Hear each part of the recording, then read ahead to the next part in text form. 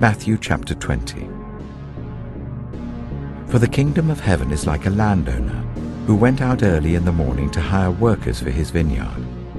He agreed to pay them a denarius for the day and sent them into his vineyard. About 9 in the morning, he went out and saw others standing in the marketplace doing nothing. He told them, "You also go and work in my vineyard, and I will pay you whatever is right." So they went. He went out again about noon, and about 3 in the afternoon, and did the same thing. About 5 in the afternoon he went out and found still others standing around. He asked them, "Why have you been standing here all day long doing nothing?" "Because no one has hired us," they answered. He said to them, "You also go and work in my vineyard." When evening came, the owner of the vineyard said to his foreman, "Call the workers and pay them their wages, beginning with the last ones hired and going on to the first." The workers who were hired about 5 in the afternoon came and each received a denarius. So when those came who were hired first, they expected to receive more. But each one of them also received a denarius. When they received it, they began to grumble against the landowner. "These who were hired last worked only 1 hour," they said, "and you have made them equal to us who have borne the burden of the work and the heat of the day." But he answered one of them, "I'm not being unfair to you, friend. Didn't you agree to work for a denarius? Take your pay and go. I want to give the one who was hired last the same as I gave you.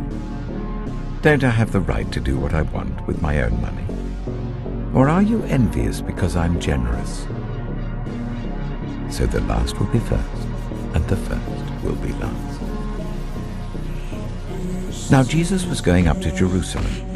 On the way, he took the 12 aside and said to them, "We are going up to Jerusalem, and the Son of Man will be delivered over to the chief priests and the teachers of the law. They will condemn him to death and will hand him over to the Gentiles to be mocked and flogged and crucified. On the 3rd day he will be raised to life." Then the mother of Zebedee's sons came to Jesus with her sons, and kneeling down asked a favor of him. "What is it you want?" he asked. She said, "Grant that one of these 2 sons of mine may sit at your right and the other at your left in your kingdom." "You don't know what you are asking," Jesus said to them. "Can you drink the cup I am going to drink?"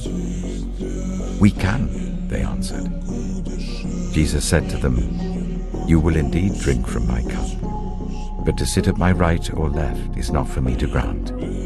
These places belong to those for whom they have been prepared by my Father." When the 10 heard about this, they were indignant with the 2 brothers.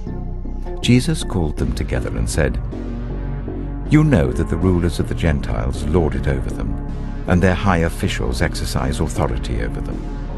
Not so with you. Instead, whoever wants to become great among you must be your servant, and whoever wants to be first must be your slave.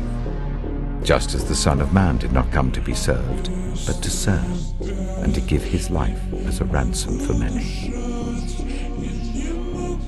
As Jesus and his disciples were leaving Jericho, a large crowd followed him. 2 blind men were sitting by the roadside, and when they heard that Jesus was passing by, they shouted, "Lord, Son of David, have mercy on us."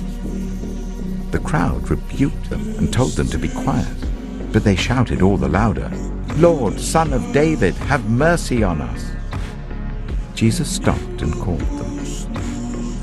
"What do you want me to do for you?" he asked. "Lord," they answered, "we want our sight."